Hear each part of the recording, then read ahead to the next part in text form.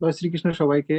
তো আজকে আমরা গীতা বিবচনের অষ্টম অধ্যায়ের পরবর্তী যে পাঠ রয়েছে তা শুরু করতেছি।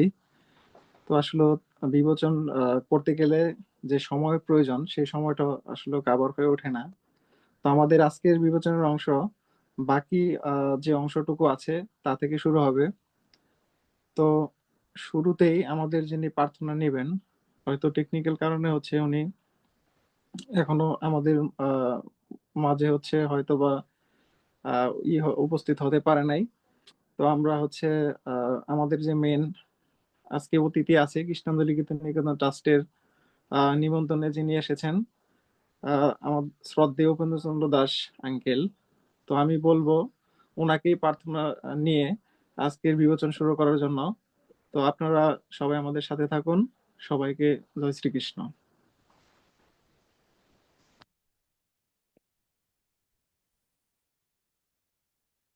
সবাইকে নমস্কার, প্রণাম, জয় শ্রীকৃষ্ণ।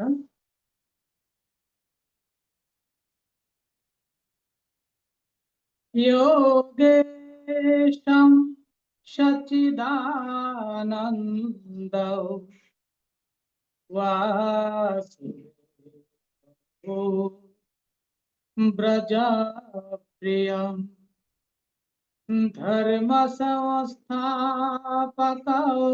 বীরম কৃষ্ণৌ বন্দে জগদ্গুরুম কৃষ্ণৌ বন্দে জগদ্গুরুম।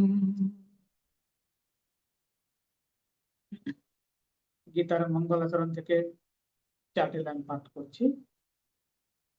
ওম পার্থায় প্রতিবোধিতা ভগবতা নারায়ণেন স্বয়ং ব্যাসেন গ্রথিতাং পুরাণমুনিনা मध्ये महाभारतम् अद्वैतामृतवर्षिणे भगवती अष्टादशाध्यायिने अम्ब त्वामनुसन्दधामि भगवद्गीते ভগবদ্বেষিণে।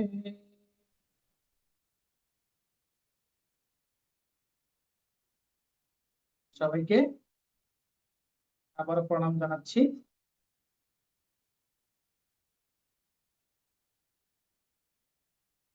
আজকে অষ্টম অধ্যায়ের তৃতীয় অংশের বলা যায় দুটো বিবেচনায় যে অংশটুকু বাদ ছিল, করা যায়নি, সেই বাকি অংশটুকু নিয়ে বিবেচন হবে।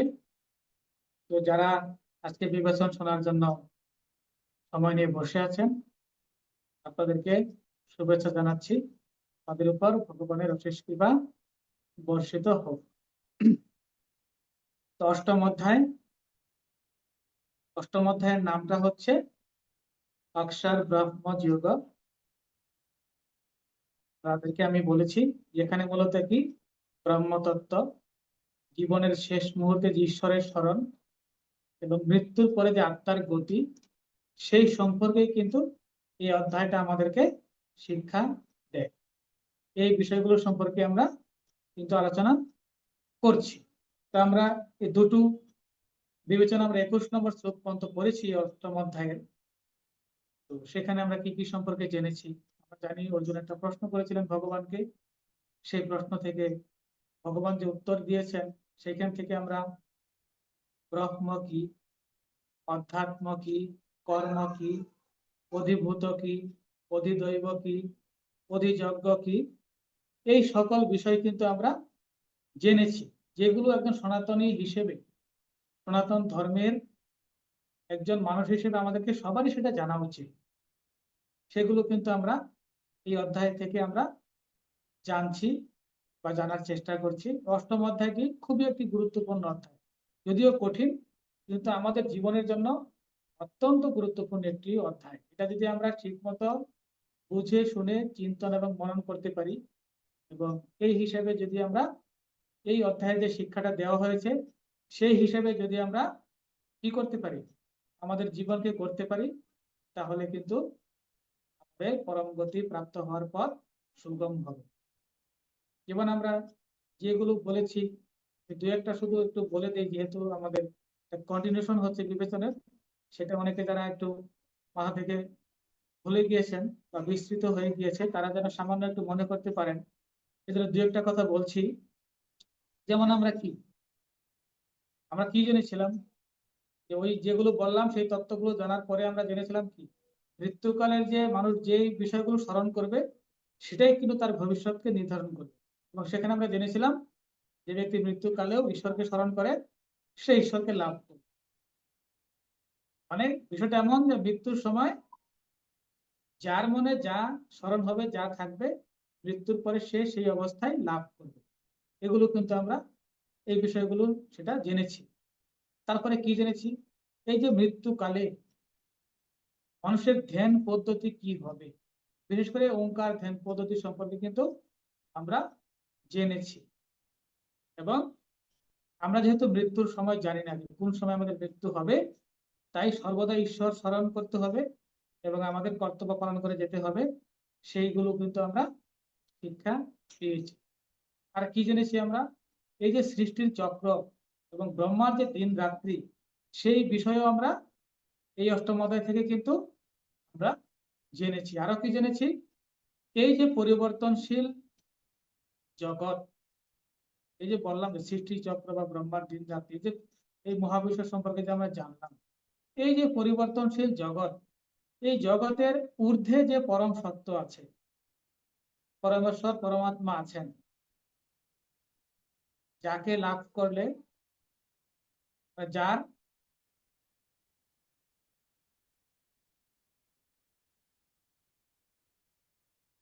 পরম ধ্যান লাভ করলে মানুষের আর কোনো নাশ হয় না, সেটাই মানুষের অন্তিম পাওয়া, সেই পরম ধাম সম্পর্কে কিন্তু আমরা জেনেছি। এবং ঈশ্বর প্রাপ্তি, পরম ধাম প্রাপ্তির ফল বা ঈশ্বর প্রাপ্তির ফল কি হয়, সেটাও কিন্তু আমরা জেনেছি। সুতরাং এই দুটি বিবেচন থেকে আমরা এই ব্রহ্মতত্ত্ব এবং জীবনের শেষ মুহূর্তে যে ঈশ্বরের স্মরণ, সেই সম্পর্কে আমরা জেনেছি।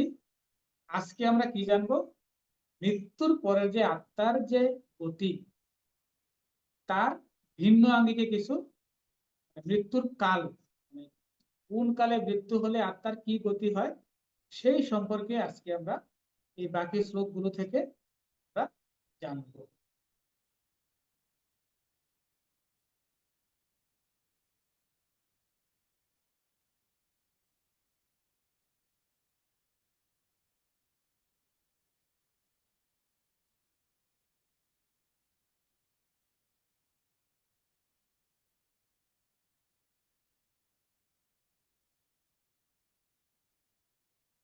তাহলে দেখি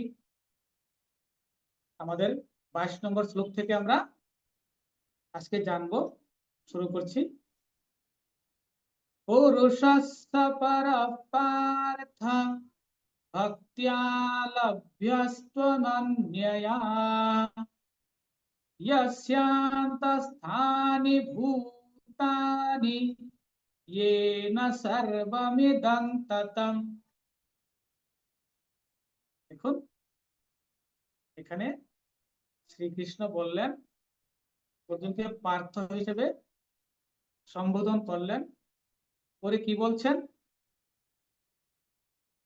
যে সমস্ত প্রাণী যার অন্তর্গত এবং যার দ্বারা এই সমস্ত জগৎ পরিব্যাপ্ত হয়ে আছে, সেই পরম পুরুষ পরমাত্মাকে কেবল অনন্য ভক্তি দ্বারা লাভ করা যায়। এই 22 নম্বর শ্লোকের এটি হলো অর্থ। তাহলে দেখুন এখানে কি বলা হচ্ছে, ভগবান বলছেন সমস্ত প্রাণী যার অন্তর্গত এবং যিনি এই সমগ্র সংসারে ব্যপ্ত হয়ে আছেন, সেই পরম পুরুষ, সেই পরমাত্মাকে অনন্য ভক্তি দ্বারা লাভ করা যায়, এই কথাটা ভগবান বলেন। তাহলে এই শ্লোকটাকে যদি আমরা এভাবে চিন্তা করি, কি বলছেন? প্রথম বলা হচ্ছে পরমাত্মার দ্বারা সমস্ত জগৎ পরিব্যাপ্ত হয়েছে। তার মানে কি? পরমাত্মা সর্বত্র বিরাজমান। শ্লোকের অর্থগুলো এইভাবে আপনারা চিন্তা করুন। পরমাত্মার দ্বারা সমস্ত জগৎ পরিব্যাপ্ত হয়ে আছে মানে কি?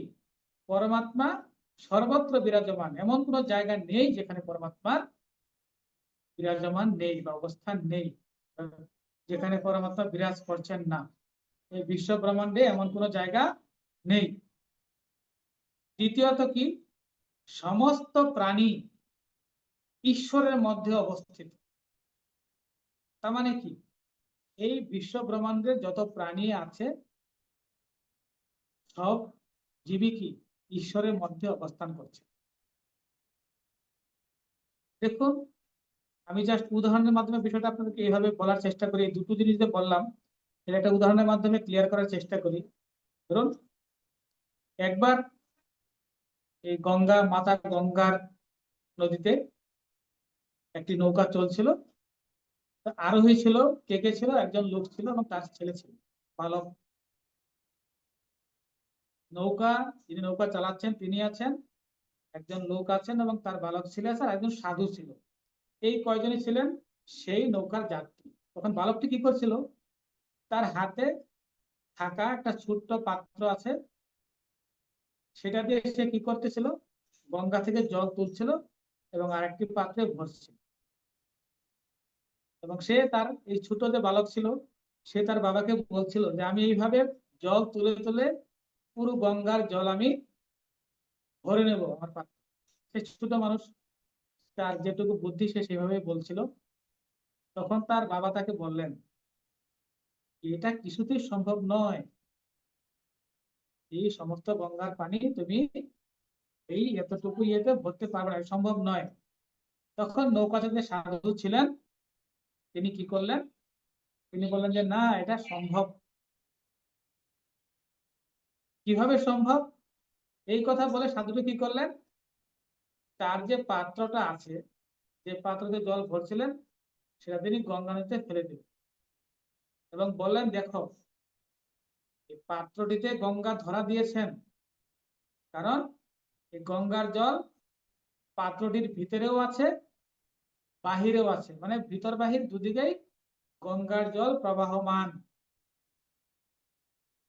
ঠিক আপনাদেরকে যা বলছি, ঠিক এমন করে জীব জগৎ ঈশ্বর দ্বারা পরিব্যাপ্ত হয়ে আছে। তিনি বাইরেও আছেন, ভিতরেও আছেন, সর্বত্র ঈশ্বর বিরাজমান। তারপর দেখুন, এখানে যে শব্দটা ব্যবহার করা হলো, ঈশ্বরকে কিভাবে লাভ করা যাবে? অনন্য ভক্তি। আমরা এর আগের বিবেচনায় এই শব্দটা পেয়েছিলাম। তাকে শ্রীকৃষ্ণ বললেন অর্জুনকে যে অনন্য ভক্তির মাধ্যমে ঈশ্বরকে লাভ করা যায়। ঈশ্বর লাভের একটি প্রধান উপায় হলো অনন্য ভক্তি।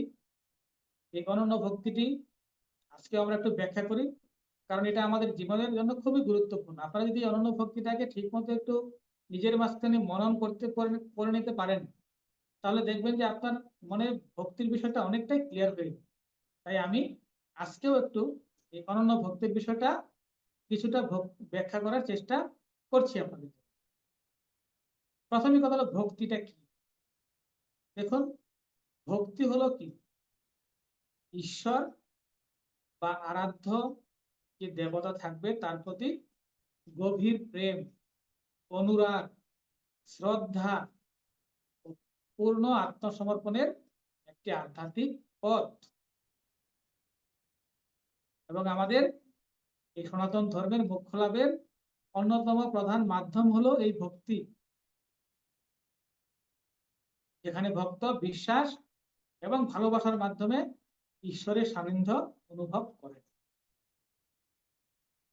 এবং দেখুন, ভক্তি কেবল পূজা অনুষ্ঠানাদি নয়, বরং হৃদয়ের গহীন থেকে ঈশ্বরের প্রতি ভালোবাসার এক অনন্য অনুভূতি। দেখুন, এই যে কি আছে, এই যে ভক্তি বা ভক্তি যুগ, এই ভগবত গীতায় কিন্তু মোক্ষ লাভের যে পদগুলো আছে তার মধ্যে ভক্তি যুগ কিন্তু একটি অন্যতম পদ।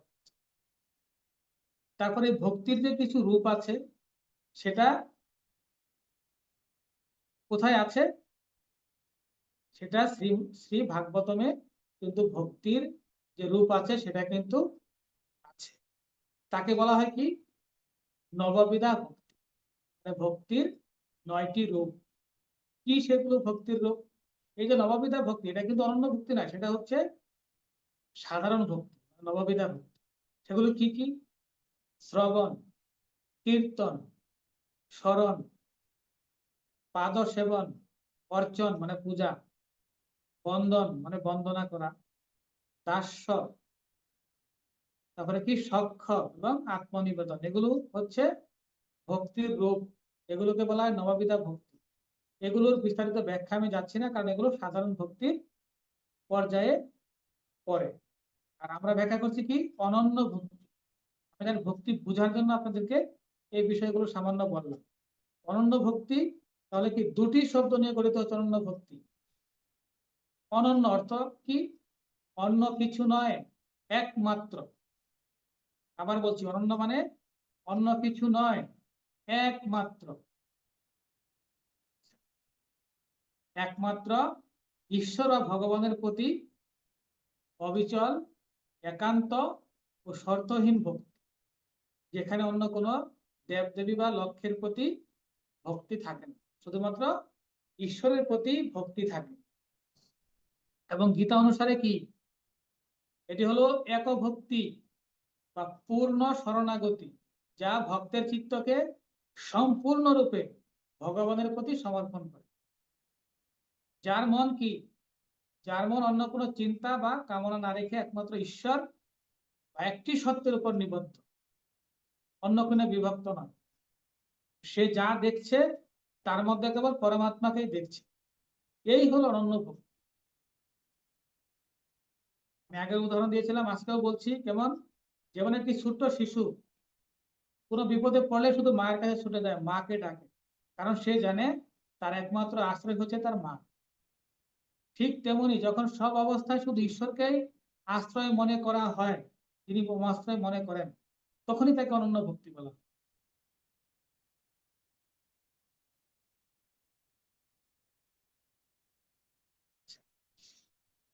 আমরা যদি এই অনন্য ভক্তিটাকে সাধারণভাবে একটু গীতার বিভিন্ন ব্যাখ্যার মধ্যে বুঝতে চাই, কি অনন্য ভক্তি, সেগুলো কি কি বৈশিষ্ট্য থাকতে পারে, আমি জাস্ট আপনাকে কিছু কিছু বোঝার জন্য বলছি।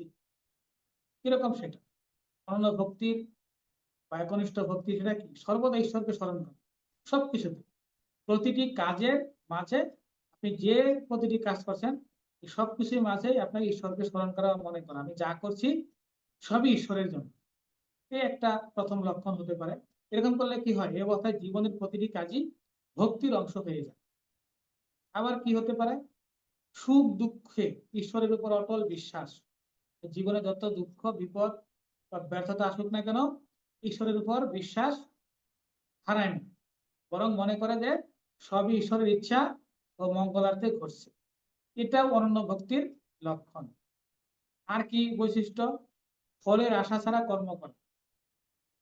যে ব্যক্তি নিজের কর্তব্য পালন করে কিন্তু ফলের জন্য উদ্বিগ্ন হয় না, বরং ফল ঈশ্বরের হাতে সমর্পণ করে, এই মনোভাব হচ্ছে অনন্য ভক্তির প্রকাশ।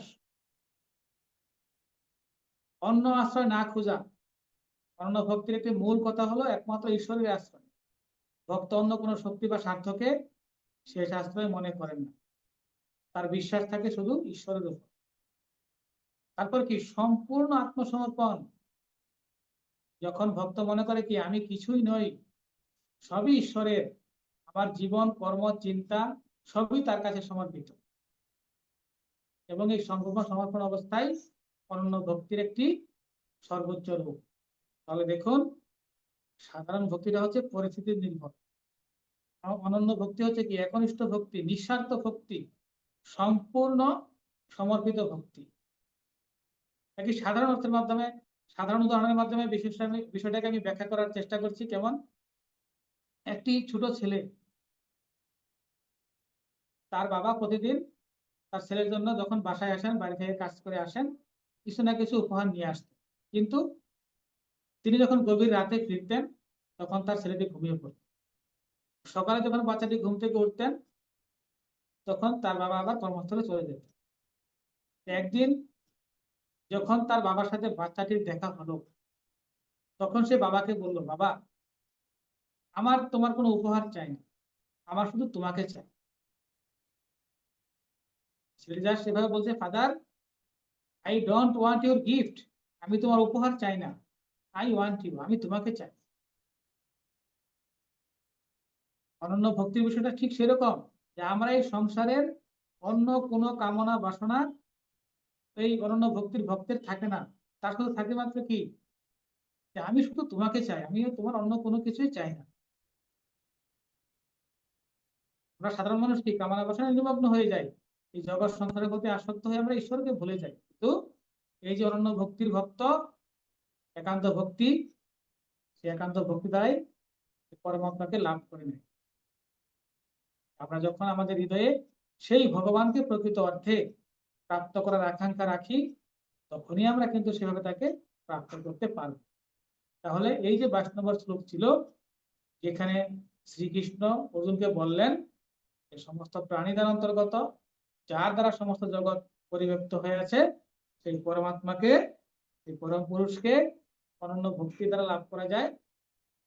আমি আপনাদেরকে বোঝানোর চেষ্টা করলাম, জানি না কতটুকু আপনাদেরকে বোঝাতে পেরেছি। পরের শ্লোক, यत्र काले त्वनावृत्तिं आवृत्तिं चैव योगिनः प्रयाता यान्ति तं कालौ वक्ष्यामि भरतर्षभ। দেখুন এখানে কি বলছেন ভগবান শ্রীকৃষ্ণ, এখানে বলছেন, হে অর্জুন, ভরতর্ষভ মানে বলা হচ্ছে ভরত শ্রেষ্ঠ, যাই হোক, হে অর্জুন, যে কালে শরীর ত্যাগ করার পর যোগীগণ অনাবৃত্তি প্রাপ্ত হন, অর্থাৎ পুনর্জন্ম প্রাপ্ত হন না, এবং যে পথে গমন করে আবৃত্তি প্রাপ্ত হন, অর্থাৎ পুনর্জন্ম প্রাপ্ত হন, সেই কাল, অর্থাৎ এই উভয় কালের কথা এখন আমি তোমাকে বলছি। এই দেখুন, ঈশ্বরকে লাভ করার বিভিন্ন পথ কিন্তু ঈশ্বর বলছেন। এখানে তিনি একটি নতুন দিকের অবতারণা করছেন, নতুন একটি বিষয় অর্জুনকে বলছেন, একটি কাল বিষয়। কোন কালে মারা গেলে কি অবস্থা হয়, সেই কাল সম্পর্কে ভগবান এখন অর্জুনকে বলছেন। আগে কিন্তু মৃত্যুকালে কিভাবে স্মরণ করবেন, সেই উপাসনা পদ্ধতি কি, বাকি আপনার পর তাকে কিভাবে কিভাবে পাওয়া যাবে, সব কিন্তু ঈশ্বর বললেন। এইখানে আবার কালের একটা নিয়ে আসলেন, একটা মারা গেলে কালের যে একটা প্রভাব থাকে, বা পথের যে একটা প্রভাব থাকে, এই মৃত্যুকালে সেই আত্মার উপর প্রভাব পড়ে, সেই বিষয়টা সম্পর্কে এবার ভগবান শ্রীকৃষ্ণ অর্জুনকে বলবেন, বলে বলছেন যে আমি তোমাকে সেই বিষয় বলছি। এখানে বিষয়টা ঠিক এভাবে বললেন কি, যে কালে শরীর ত্যাগ করলে যোগীকে এই পৃথিবীতে ফিরে আসতে হয় না, আর যে কালে শরীর ত্যাগ করলে যোগীকে পৃথিবীতে ফিরে আসতে হয়, এই দুটি সময়কাল সম্পর্কে অর্জুনকে বলবেন বলে ভগবান বলছেন। এবং এই সংসারে কোনো কোনো জন্মগ্রহণ করার কাল, এবং যে কালে মোক্ষ প্রাপ্ত হয়, অর্থাৎ যে সময়ে, সেই বিষয়ের কথা ভগবান এখানে বর্ণনা করবেন।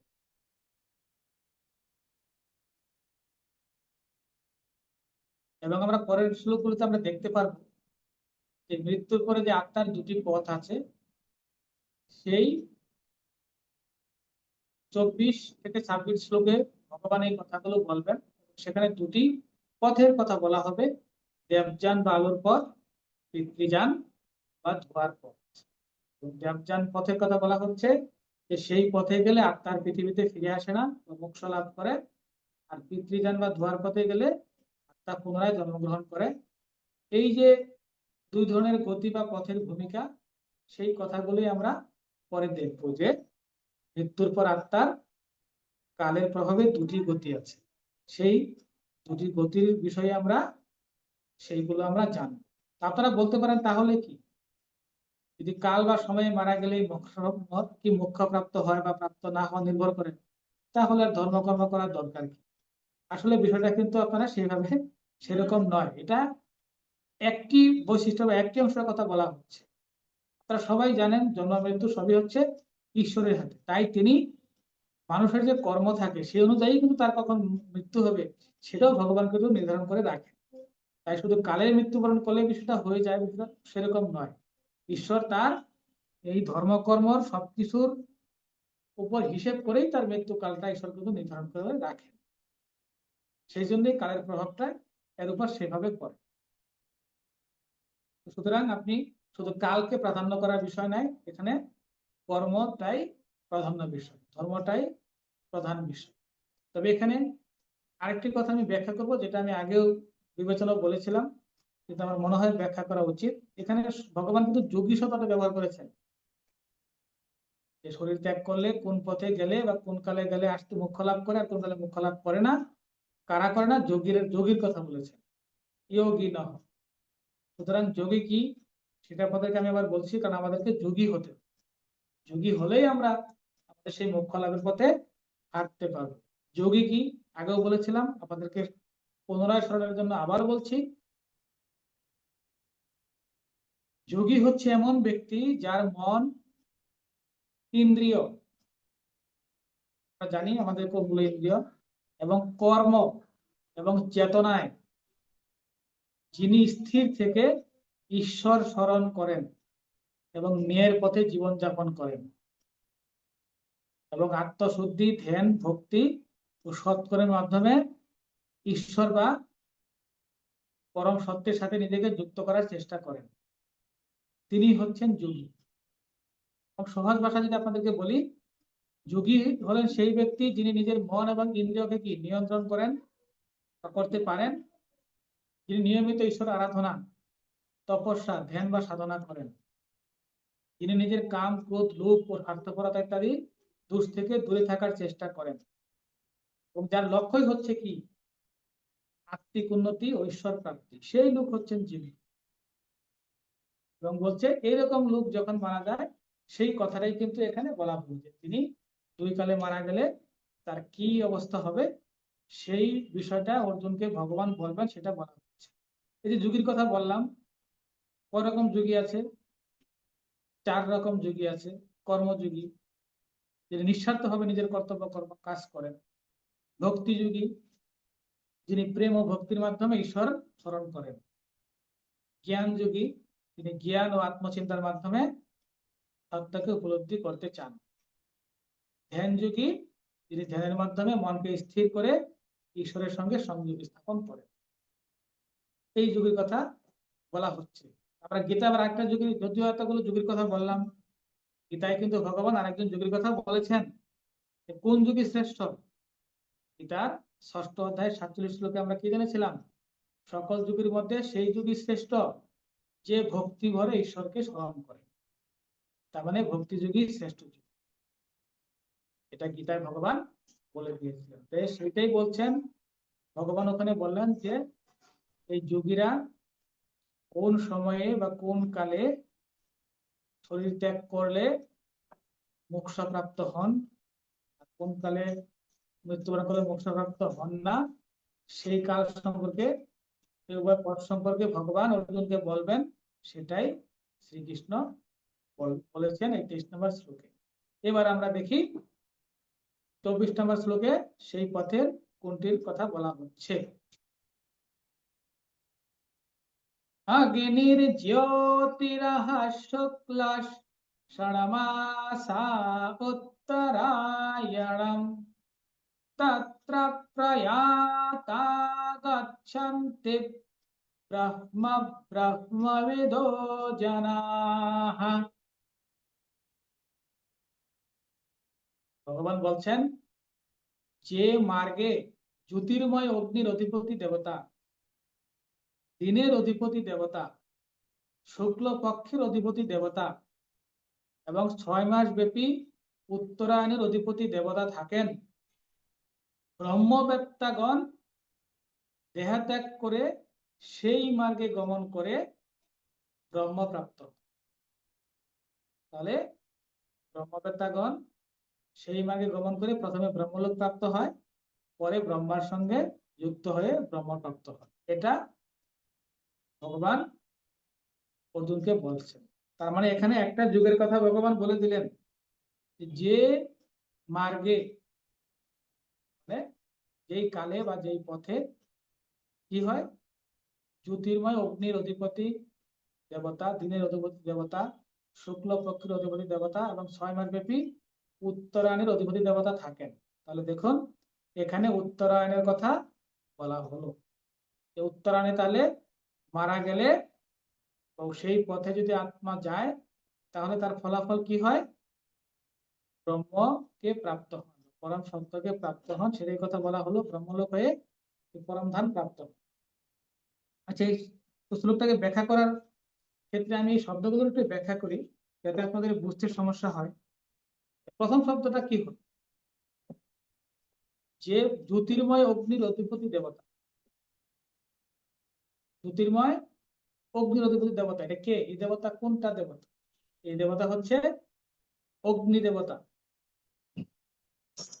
অগ্নি দেবতাকে কি আমাদের এই যে সনাতন বা বৈদিক ধর্মে অগ্নি বা আগুনের দেবতা, এবং জ্যোতির্ময় শক্তির প্রতীক হচ্ছে কি অগ্নি। এবং এই অগ্নি হচ্ছে মানুষ ও দেবতাদের মাধ্যমে দূত হিসেবে বিবেচিত হয়।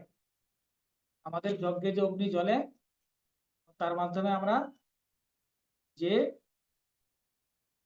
অর্ঘ্য দেই, সেগুলো ঈশ্বর বা দেবতার কাছে পৌঁছে বলে আমরা বিশ্বাস করি। এটা সংযোগ স্থলকারী। সেই হচ্ছে প্রথম যে কথাটা বলা হলো, জ্যোতির্ময় অগ্নির অধিপতি দেবতা, মানে অগ্নি দেবতাকে এখানে বলা হচ্ছে। তারপরে কি দিনের অধিপতি দেবতা? দিনের অধিপতি দেবতাকে সূর্য। সূর্যকেও তাহলে দেখুন দেবতা হিসেবে অভিহিত করা হচ্ছে। সূর্য আমাদের কাছে দেবতা, তিনি দিনের অধিষ্ঠাতা দেবতা। সূর্য হচ্ছে আলোর উৎস এবং দিনের সূচনাকারী। সূর্য উদিত হলে পৃথিবীর দিনের সূচনা হয় এবং আলো ছড়িয়ে পড়ে। তাই এই বৈদিক এবং পুরাণের ধারণায় সূর্যই হচ্ছে দিন বা দিবসের প্রতিষ্ঠাতা দেবতা। আরেকটা দেবতাকে শুক্ল পক্ষের অধিষ্ঠাতা দেবতা। শুক্ল পক্ষের অধিষ্ঠাতা দেবতা হচ্ছে চন্দ্র। কেন চন্দ্র শুক্ল পক্ষের অধিষ্ঠাতা দেবতা? কারণ শুক্ল পক্ষ হলো সেই সময় যখন চাঁদের কলা কি ধীরে ধীরে বৃদ্ধি পায়। চাঁদ ধীরে ধীরে বৃদ্ধি পাচ্ছে, মানে কি অমাবস্যা থেকে পূর্ণিমা পর্যন্ত শুক্লপক্ষে কি হয়, ধীরে ধীরে চাঁদ বৃদ্ধি পায়। এবং চাঁদের এই বৃদ্ধি ও পূর্ণতার সঙ্গে ধারণা থাকার কারণে এই চন্দ্রকে শুক্ল পক্ষের অধিষ্ঠাতা দেবতা বলা হয়। আচ্ছা, এই যে বলা হলো কি উত্তরায়ণের অধিষ্ঠাতা দেবতা, উত্তরায়ণ অধিষ্ঠাতা দেবতাকে, সেটাও হলো সূর্য। হিন্দু শাস্ত্র অনুযায়ী কি উত্তরায়ণ হলো কি সেই সময়টা, যে সময়টা কি হয় সূর্য দক্ষিণ দিকে ধীরে ধীরে, দক্ষিণ দিক থেকে ধীরে ধীরে উত্তর দিকে গমন করে। উত্তরায়ণ, উত্তরায়ণ দেখুন দক্ষিণ দিক থেকে উত্তর দিকে গমন করে, এই জন্য বলা হচ্ছে উত্তরায়ণ। এবং এই উত্তরায়ণটা কি 6 মাস কাল স্থায়ী হয়। এবং সূর্যই এই উত্তরায়ণের নিয়ন্ত্রক ও শক্তির উৎস বলে এই উত্তরায়ণের অধিষ্ঠাতা দেবতা বলা হয় এই সূর্যকে। এবং আমরা জানি উত্তরায়ণ একটা সবচেয়ে দক্ষিণায়ন, এটা হলো কি সূর্যের গতি অনুযায়ী বছরের দুটি ভাগ। এবং পৃথিবীর যে অক্ষের যে হেলনের কারণে এই সূর্যকে আকাশে উত্তর ও দক্ষিণ দিকে সরে যেতে দেখা যায়।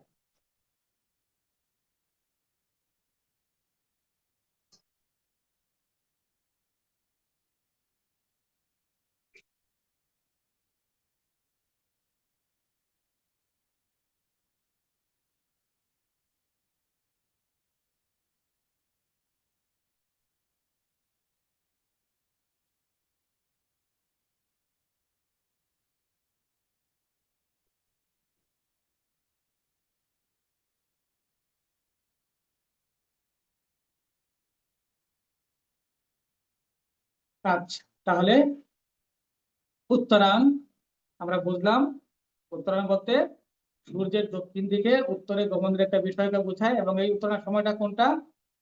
সাধারণত জানুয়ারির 14 তারিখ থেকে শুরু করে 6 মাস, এটা হচ্ছে উত্তরায়ণ। ঠিক আছে, সূর্য কি হয়, ক্রমে উত্তর গোলার্ধের দিকে উঠে আসে সূর্য, এবং ধীরে ধীরে কি বড় হতে থাকে, এবং সে সময় কি হয়, রাত ছোট হয়, দিন বড় হয়। উত্তরায়ণের সময় দিন বড় হতে থাকে এবং রাত ছোট হতে থাকে, এবং এই উত্তরায়ণের সময়টাকে আমাদের সনাতন ধর্মে শুভ সময় হিসেবে ধরা হয়।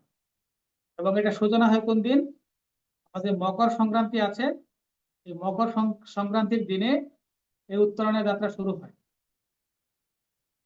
এবং উত্তরায়ণের পথে কি বলা হয়? উত্তরায়ণকে বলা হয় দেবযান পথ।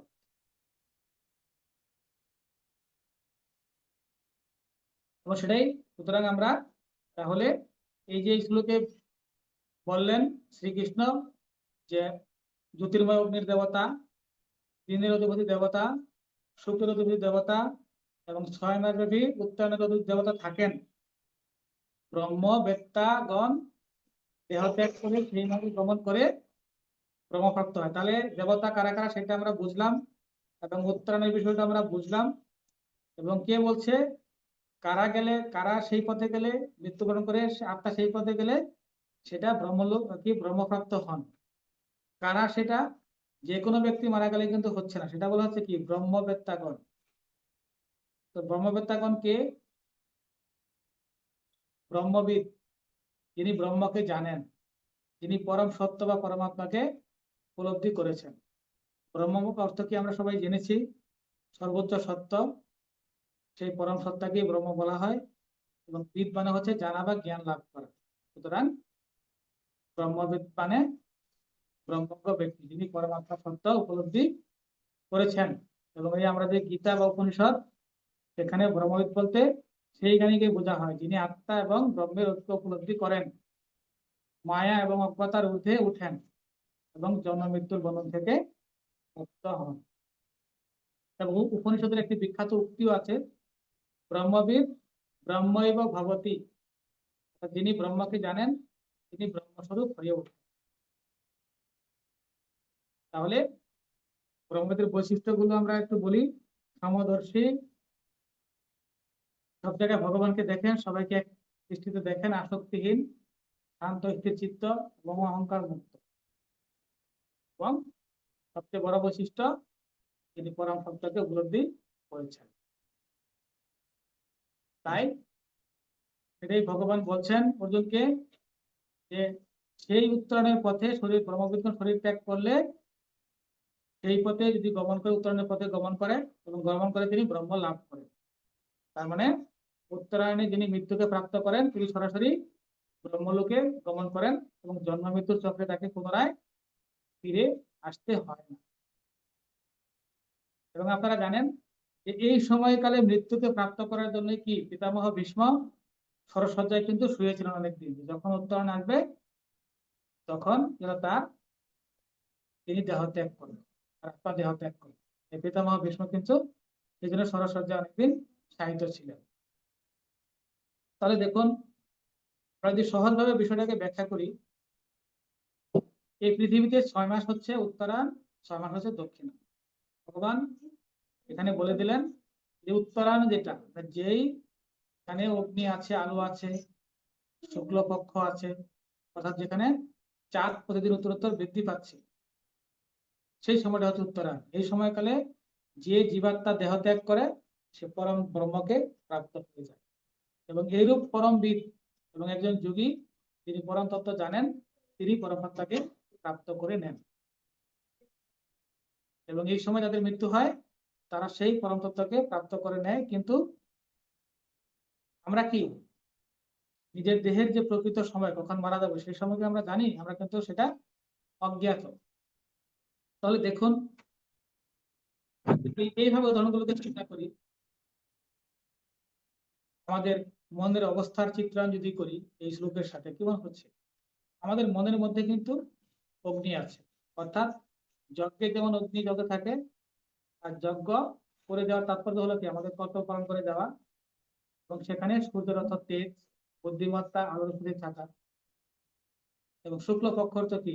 চন্দ্রমার অবস্থাগুলি বর্ণনা করা হয়েছে। এমন চন্দ্রমান হচ্ছে কি মনের কারক, এবং বৌদ্ধিক শাস্ত্র কিন্তু তাই বলে। তো ভগবান বলছেন যে শুক্ল পক্ষের সময় আমাদের মনের কি ভক্তির ভাব বৃদ্ধি পায়, এবং উত্তরায়ণে কি আকাশ পরিষ্কার থাকে, ঘন কালো মেঘ কিন্তু থাকে না। তার তাৎপর্য হলো কি সেই সময় মানুষের অন্তরে আসক্তি ভাব থাকে না, বরং হৃদয়তন্ত্র নির্মল পবিত্র থাকে।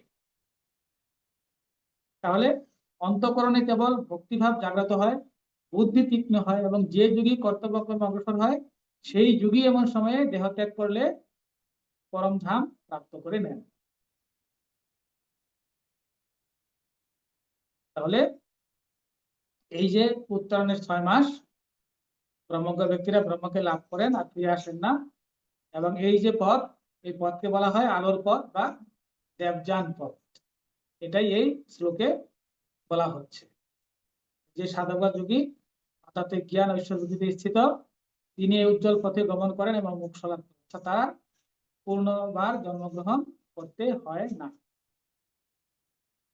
এই যে অগ্নি, আলো, দিন, শুক্লপক্ষ, উত্তরায়ণ, এগুলো মূলত আলোর আলোর প্রতি জ্ঞান ও মুক্তির পথ নির্দেশ করে।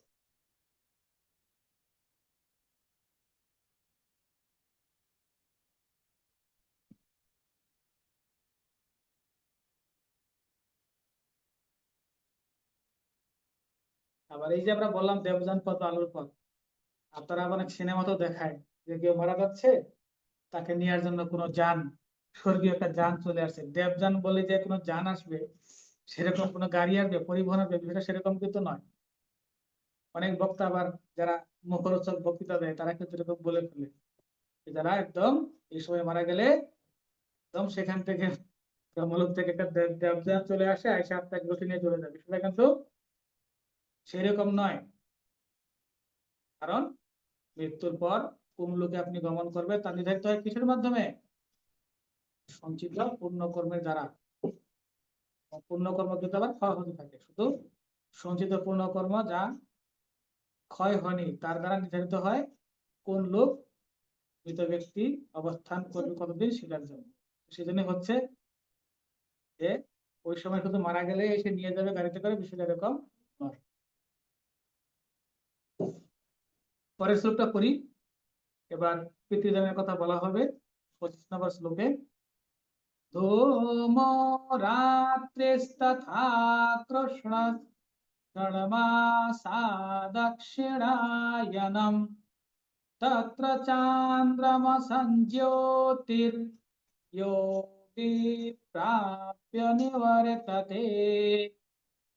এখানে কি বললো দেখুন, যে মার্গে ধূমের অধিপতি দেবতা, রাত্রির অধিপতি দেবতা, কৃষ্ণ পক্ষের অধিপতি দেবতা এবং দক্ষিণায়নের 6 মাসের অধিপতি দেবতা থাকেন, দেহত্যাগ করে যেসব যোগী সেই পথে বা সেই মার্গে গমন করেন তারা চন্দ্রলোকের জ্যোতিপ্রাপ্ত হয়ে ফিরে আসেন।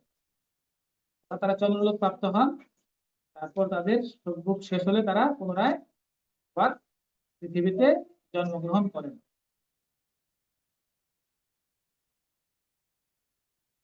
তাহলে দেখুন বিষয়টা হচ্ছে, এখানে বলা হলো যে সময় ধূম্র অর্থাৎ ধোঁয়ায় আগুন আবৃত থাকে, যে সময় অন্ধকার থাকে, মানে রাত থাকে, আলো থাকে না, তখন জ্ঞান কিন্তু অনুপস্থিত থাকে, এবং এটা হলো কি কৃষ্ণ পক্ষ।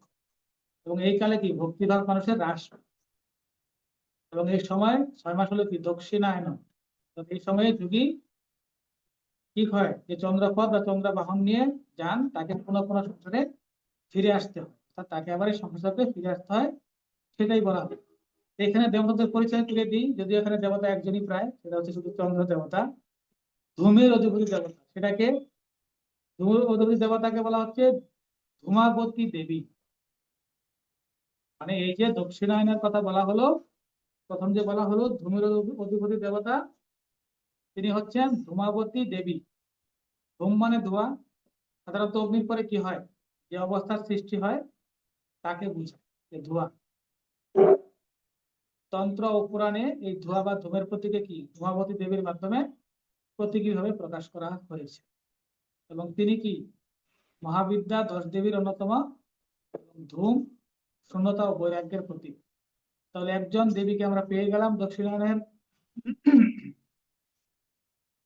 তারপরে কি বলা হচ্ছে? রাত্রি দেবতা। রাত্রি দেবতা হচ্ছে চন্দ্র। রাতের সময় আকাশের প্রধান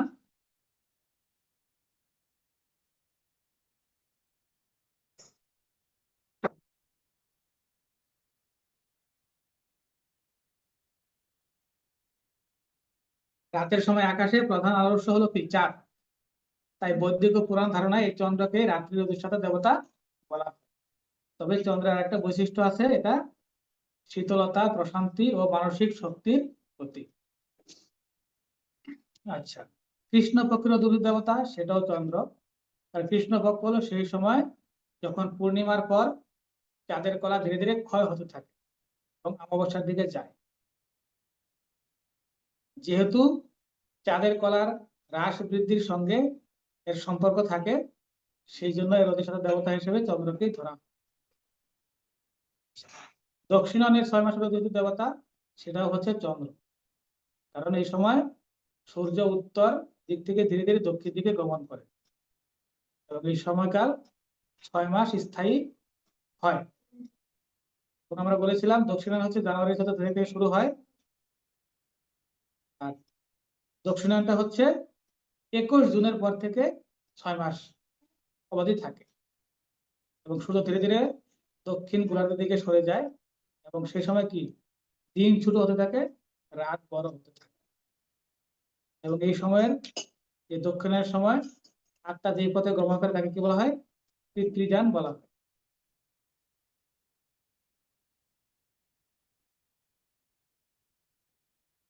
তাহলে আমরা এই দক্ষিণায়নের সময় যে দেবতা আছে দুজনকেই পেলাম, ধূমাবতী দেবী আর হচ্ছে চন্দ্রের কথাই আমরা এখানে পেলাম। এখানে বলা হলো ধূম রাত্রি কৃষ্ণপক্ষ বা দক্ষিণের 6 মাস এই পথে গমনকারী তারা কি হয়? মৃত্যুবরণ করে গেলে চন্দ্রলোক লাভ করে এবং পরে পুনরায় পৃথিবীতে ফিরে আসতে হয়।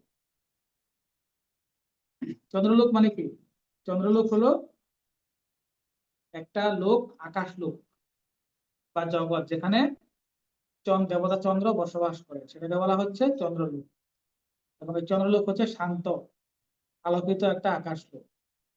এবং যে পিতৃযান থাকে, এই পিতৃযানের পথ গন্তব্য হিসেবে যারা যায় তারা এখানেই গন্তব্যস্থল, এটাই তাদের গন্তব্যস্থল। এটাই এই শ্লোকে বলা হচ্ছে। কৃষ্ণ পক্ষে এবং দক্ষিণায়নের সময় দেহ ত্যাগ করলে তারা এই চন্দ্রলোকে যায় এবং শেষে তারা আবার পুনর্জন্ম চক্রে এই পৃথিবীতে ফিরে আসে।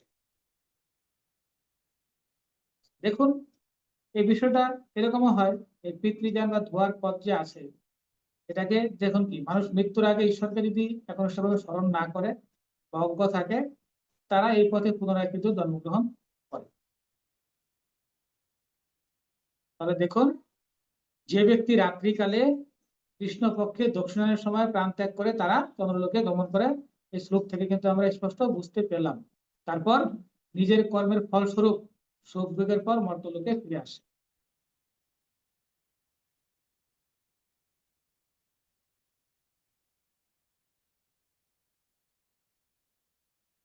আর এবং আমি যেটা আপনাদেরকে আগে বোঝাতে চেয়েছি, যে মানুষ মৃত্যুর সময় অনুসারে নয়, নিজের কর্ম অনুসারে বিভিন্ন ধরনের লোকে যাত্রা করে শেষে কর্মফল ভোগ করা শেষ হলে তারা একটি লোকে অবস্থান করে শেষ পর্যন্ত কিন্তু এই সংসারে ফিরে আসে। এই দেখুন, এই গীতা, আমাদের ভগবত গীতা, এটা রচিত হয়েছিল 5000 বছর আগের আগে। সে তখন কিন্তু এই আত্মার গতি সম্পর্কে, আত্মা কোথায় যাবে, তখন কিন্তু তারা এটা তখন আর জানা গিয়েছিল, ভগবান শ্রীকৃষ্ণ বলে গিয়েছিলেন। আমাদের ঋষিগণ কিন্তু তখনও জেনে ফেলেছিল যে দুটি পথ, ব্রহ্মবোধ পুরোদের জন্য দুটি পথ ছিল তাদের তখন। এটা পিতৃযান, এটা হচ্ছে দেবযান।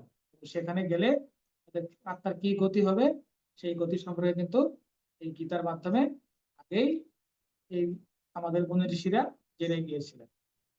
তাহলে দেখুন, এটা আমাদের গীতায় কথা হয়, আমরা আগেও শুনেছি। এই উত্তরায়ণ এবং দক্ষিণায়নের সময় মারা গেলে কি হয়? সেই বিষয়গুলো আমি সামান্য আপনাদেরকে বোঝানোর চেষ্টা করলাম, এবং এগুলো সবার জানা বিশেষ প্রয়োজন মনে মনে হয়েছে আমার। সেই জন্য আমি এই মাত্র এই কয়েকটি শ্লোকের জন্য আলাদা করে আপনাদেরকে বিবেচনার জন্য আমি হাজির হয়েছি। বেসিক্যালি আমার মনে হয়েছে এই বিষয়গুলো আপনাদের মাথায় চিন্তন এবং মনন মনন করার জন্য দরকার, সেই জন্য এই কথাগুলো বললাম। আজকের যে আলোচনাগুলো শ্লোকগুলো আছে বেসিক্যালি সেগুলো কিন্তু কি বেসিক গুলো হয়ে গেল, পরের শ্লোকগুলো তেমন অত অর্থবহ নয়, সাপোর্টিং। আমি বলে দিচ্ছি সেগুলো। 26 নম্বর শ্লোকটা পড়ছি। শুক্ল কৃষ্ণে গতি হ্যেতে জগত শাশ্বতে মতে একয়া यात्यनावृत्तिम् अन्यया वर्तते पुनः। এই শ্লোকে ভগবান কি বলেন? কারণ কি? কারণ শুক্ল এবং কৃষ্ণ এই দুটি গতি অনাদিকাল হতে জগতের সঙ্গে সম্পর্কিত। দেখুন, এই যে শুক্ল পক্ষ এবং কৃষ্ণ পক্ষ, এই দুটি গতি অনাদিকাল হতে বলতেছে এই প্রাণীগুলোর সাথে সম্পর্কিত। ভগবান এই কথাটা বলছেন অনাদিকাল থেকে। এর মধ্যে একটি দ্বারা মোক্ষ লাভ হয়, অর্থাৎ পুনর্জন্ম হয় না। অপরটি হচ্ছে পুনর্জন্ম হয়, অর্থাৎ ফিরে আসতে হয়।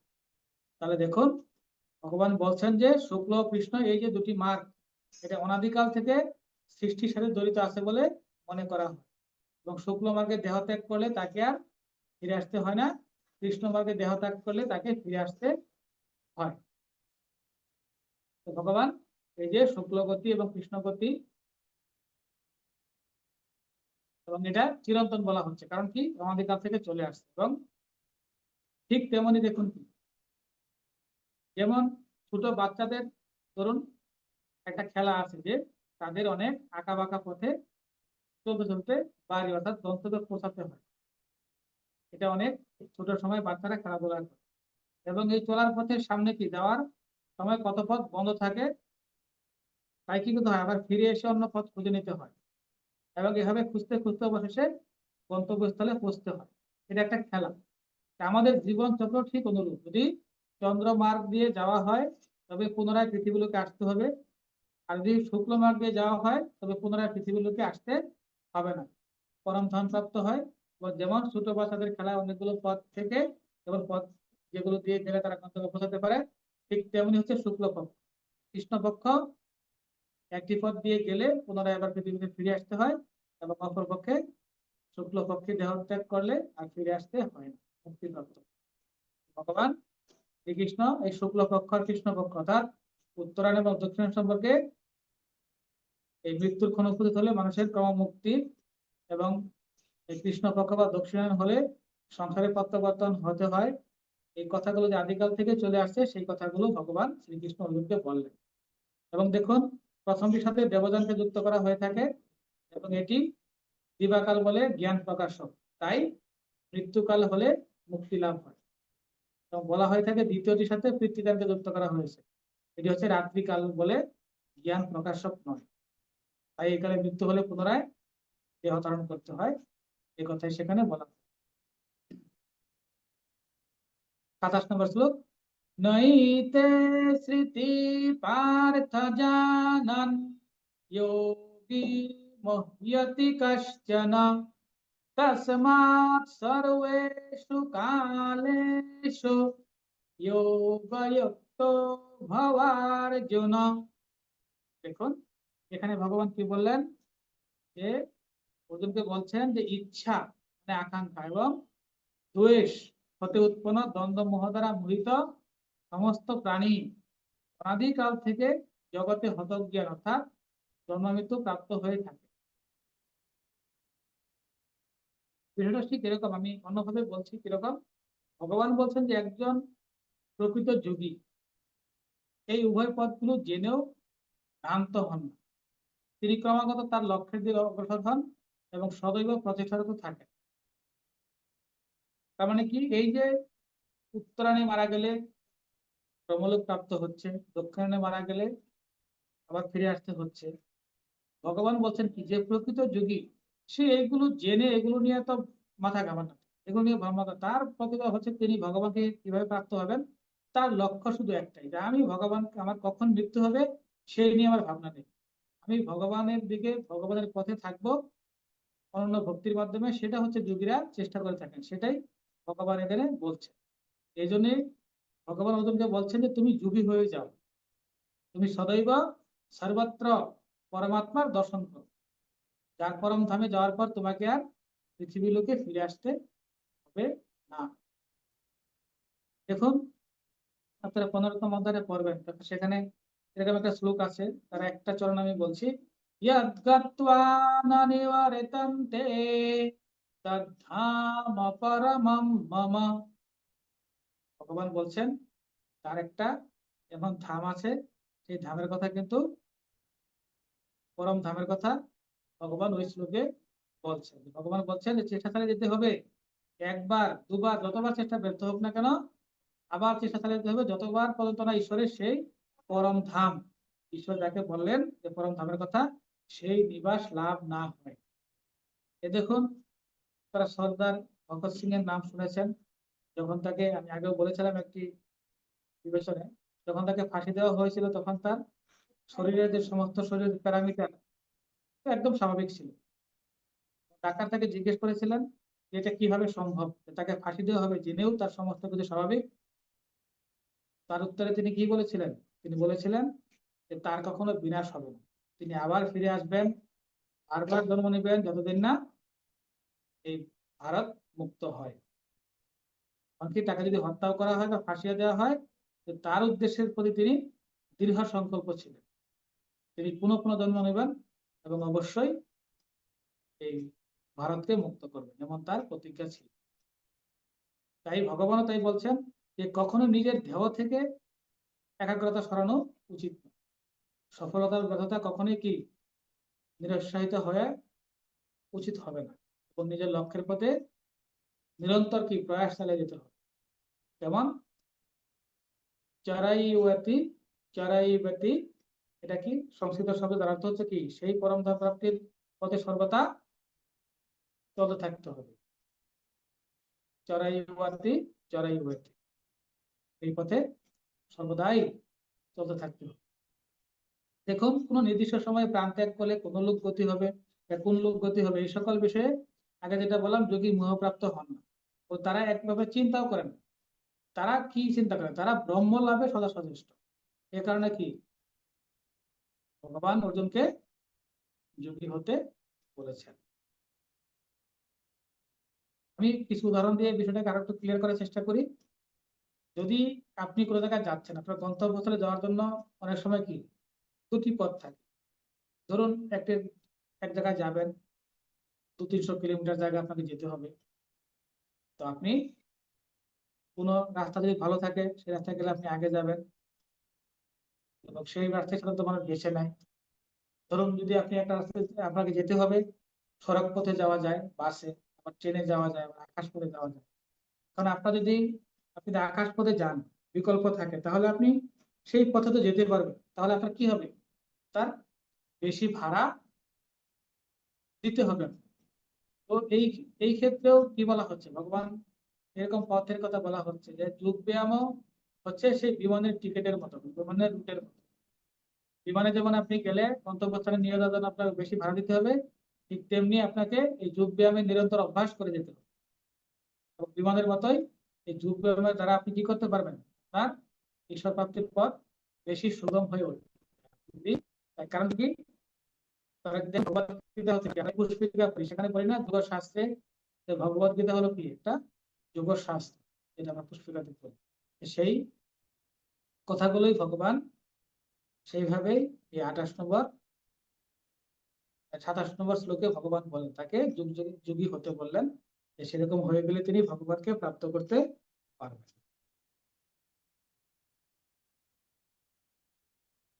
আজকে শেষ শ্লোক। বেদেষু যজ্ঞেষু তপস্সু চৈব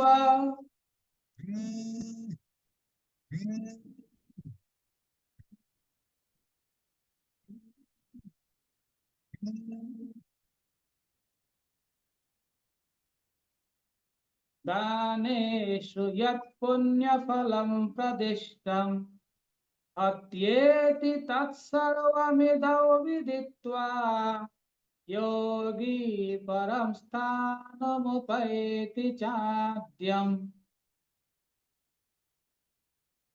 আপনারাও একটু ভালো করে এটা শুনুন। এই অধ্যায়ের শেষ শ্লোক বলছেন যে যোগী এই অধ্যায়ে বর্ণিত তথ্য অনুধাবন করে,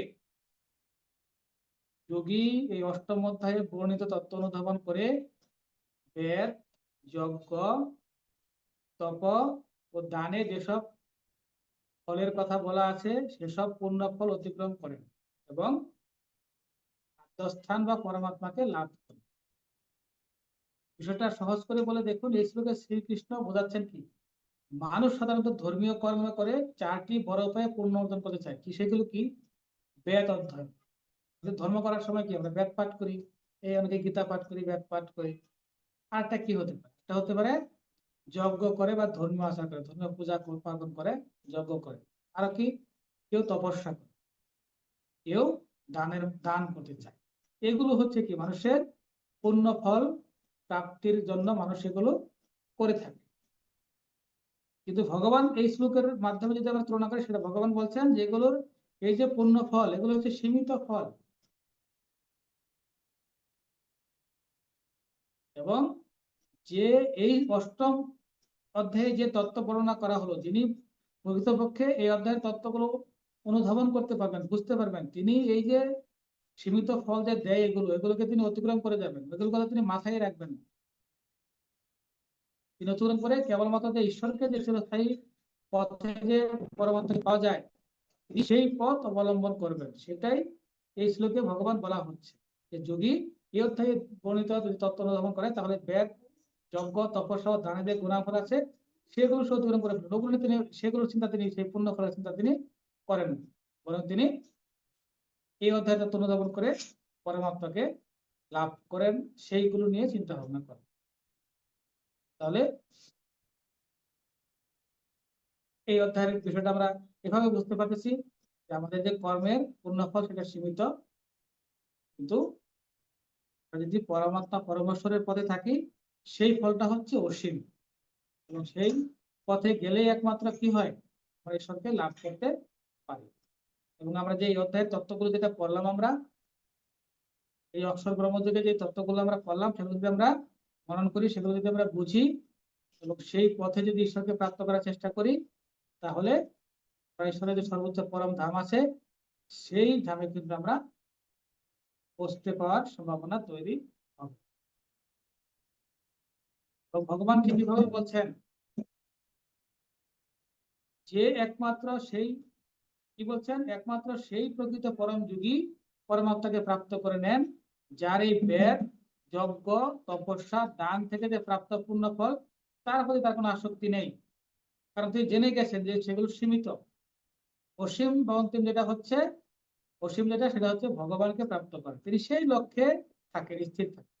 সেটাই ভগবান করা হচ্ছে, তিনি ওই পদে সদস্য থাকেন, তিনি শুধুমাত্র পরমাত্মাকে প্রাপ্ত করে নেন। এই প্রকারের যোগী এই সমস্ত পুণ্যকে অতিক্রম করে সেই পরম তত্ত্বকে প্রাপ্ত করেন, কারণ তিনি জানেন শুধুমাত্র সেই পরমাত্মাকে প্রাপ্ত করে নিলে অভিষ্ট লাভ সম্ভব। তাহলে দেখুন, আমরা জানি যে ফুল পাইতে গেলে কাটা রাখা সহ্য করতে হয়, ঠিক সেমনি যে ফুল অবশ্যই পাওয়া যাবে, কাটাও পাওয়া যাবে, কিছু কাজ পুরস্কৃত হবে, কিছু ভুলও হবে। তাহলে দেখুন, কখনো কখনো আমাদের যে কাজ করে আমাদেরকে সম্মানিত করা হয়, পুরস্কৃত করা হয়, আবার আমাদের কখনো কখনো অসম্মানিত করা হয়। একজন সত্যিকারের যে যোগী আছে এইসব তুচ্ছ নিয়ে বিচলিত হন না, নিরন্তর কি তার লক্ষ্যের দিকে তিনি অগ্রসর হন। যে একজন তপস্বী জীবনভর নিয়ত কি তার দৈব লক্ষ্যের প্রতি অবিচল থাকে, তিনি জীবনে কখনো বিভ্রান্ত হন না এবং তার লক্ষ্যের দিকে অগ্রসর হন। যত বিপদ আপদ আসুক না কেন, কিন্তু লক্ষ্যের দিকে কিন্তু অটুট থাকে। এবং এই ভাবটা কি প্রতিনিয়তই তার এই থাকে, কারণ তিনি নিজের আসল স্বরূপ জেনে তিনি সর্বদা পরমাত্মা যুক্ত থাকেন। কেবলমাত্র তিনি সেই পরমাত্মাকেই সেই হিসেবেই প্রাপ্ত করে নিতে পারেন। আমি জ্ঞানেশ্বর মহারাজের কথা বলি, তিনি এই বিষয়গুলো এইভাবে বলেন, কিরকম ছোট ছোট উপলব্ধি দ্বারা পরম ব্রহ্মকে প্রাপ্ত করা যায়। যখন সেই সচিদানন্দের চিন্তন করা হয়, তখন এই সমস্ত সুখ দুঃখ কি তুচ্ছ মনে হয়। কারণ সেই সচ্চিদানন্দই হচ্ছে কি শাশ্বত সুখ বা অসীম। তা প্রাপ্ত করার পথে আমরা কি শুক্ল পক্ষে মৃত্যুবরণ করব না কৃষ্ণ পক্ষে মৃত্যুবরণ করব, এই নিয়ে কখনো চিন্তা করা উচিত নয়। নিরন্তর সেই ভগবানের ধ্যানের মগ্ন থাকার মাধ্যমে পরম গতি প্রাপ্ত করার পথ প্রশস্ত করতে হবে। এই ভগবান অর্জুনকে বলেছেন যে কি সর্বদা যুগ যুক্ত থেকে পরমাত্মার সাথে যুক্ত থাক এবং পরমাত্মার কথা চিন্তা করেই পরম গতির দিকে এগিয়ে যাও। এই যে বেদ পাঠ, যজ্ঞের অনুষ্ঠান, তপস্যা বা দান কর্মের জন্য যে পূর্ণ ফল হয়, সেই বিষয়ে আমাদের কি সতর্কতা থাকা উচিত। কারণ এইগুলি দ্বারা পূর্ণ কর্মের ফল অনেক সময় ব্যাহতও হয়। কেমন হয় উদাহরণ দিই আপনাদেরকে। কেউ প্রচুর দান করে অনেক সময় ভুলও করতে পারে। কি ভুল? একটি হলো দানের দানের বদলে দান, বা দানের বদলে নাম, বা দানের বদলে কাম বা কার্য আদায় করে নেন। অনেক সময় কেউ দান করে, দানের বদলে তিনি কি নেন? কিছু মূল্য আদায় করে নেন। অনেক সময় দানের বদলে কি নেন? কোনো সময় দেখুন, কেউ কোনো প্রতিষ্ঠানে দান করলেন, দান করে তার একটা সেখানে একটা পদ নিয়ে নিলেন, সভাপতি হলে সভাপতির পদ নিয়ে নিলেন। আবার কেউ দান করে তার জন্য কি নাম কামালেন, পত্রিকায় টেলিভিশনে তার নাম প্রচার হয়ে গেল। সেটা বলছে যে এই দানগুলো হচ্ছে সেরকম দোষযুক্ত দেওয়া হয়ে যায়। এগুলো থেকে আমাদেরকে দূরে থাকতে বলা হলো। যে গুণী, এই যে আমাদের এই যে শ্লোকটা আছে, এই শ্লোকে সেই বিষয়ে ভগবান বলে দিলেন যে প্রকৃত যোগী যে আছে সেই গুলোর পূর্ণ ফলের দিকে তার মন থাকে না, তিনি একমাত্র পরম ঈশ্বরের দিকে তার মন। এর মাধ্যমে আমাদের এই অধ্যায় পাঠ শেষ হলো। তো আমরা বেশি কথা বাড়াচ্ছি না, জাস্ট পুষ্পিকাটা করে এই অধ্যায়টা শেষ করছি। ওম তৎসদিতি শ্রীমদ্ভগবদ্গীতাসু উপনিষৎসু ব্রহ্মবিদ্যায়াং যোগশাস্ত্রে শ্রীকৃষ্ণার্জুন সংবাদে অক্ষর ব্রহ্ম যোগো নাম অষ্টমোऽধ্যায়ঃ। ওম শ্রীকৃষ্ণার্পণমস্তু।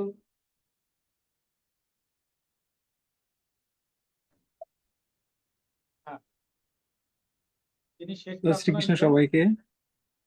তো আমরা এত সময় অষ্টম অধ্যায়ের বিবচন শুনলাম। যদিও হচ্ছে আহ আবহাওয়ার কারণে হচ্ছে ইলেকট্রিসিটি নাই, এই জন্য আমার এখানে ব্যাকগ্রাউন্ডটা ওরকম ভালো দেখাচ্ছে না। তো আমরা এত সময় আহ মন ভরে বিবচন শুনলাম। সত্যি কথা বলতে, আমরা যখন এমনিতে গীতা শিখি সেটা একটা বিষয় এবং বিবেচন আরেকটা বিষয়। তো ভগবান আসলে কি বলছে, এই অমৃত কথাগুলো হচ্ছে আমরা বিবেচনার মাধ্যমে কিন্তু আহ বুঝতে পারি। না হলে এমনিতে গীতার শ্লোক আমরা হচ্ছে সবাই পড়ি জানি, কিন্তু আসলে মূল বিষয়বস্তুগুলা কি তা জানার অন্যতম মাধ্যম কিন্তু হচ্ছে এই গীতা বিবেচন। তো আমরা এত সময় গীতা বিবেচন শ্রবণ করলাম। তো আমাদের কৃষ্ণাঞ্জলি গীতা নিকেতন ট্রাস্টের আমন্ত্রণে আজকে আমাদের গীতা বিবেচন যিনি আহ, উপহার দিলেন, আমার শ্রদ্ধেয় আঙ্কেল উপেন্দ্র চন্দ্র দাস, ওনাকে হচ্ছে আমাদের কৃষ্ণাঞ্জলি গীতা নিকেতন ট্রাস্টের পক্ষ থেকে অনেক অনেক ধন্যবাদ এবং অভিনন্দন। যিনি হচ্ছে অনেক ব্যস্ততার মাঝেও আমাদের প্রতি সপ্তাহে হচ্ছে এইভাবে গীতা বিবেচন শুনিয়ে হচ্ছে বিভিন্ন যে শ্লোকের ব্যাখ্যার মাধ্যমে এত সুন্দর বিশ্লেষণগুলো আমাদের যে আহ, উপহার দেন, এটা হচ্ছে সত্যি অভাবনীয় বিষয়। তো আমি আহ উপেন্দ্রচন্দ্র দাস আঙ্কেলকে অসংখ্য ধন্যবাদ জানাচ্ছি। এবং আজকের বিবেচন এই পর্যন্তই। তো শেষ প্রার্থনা রয়েছে, তো শেষ প্রার্থনা যিনি থাকবেন বিশ্বেশ্বর প্রতি দাদা। তো আমি বিশ্বেশ্বর দাদাকে বলবো শেষ প্রার্থনা নেওয়ার জন্য।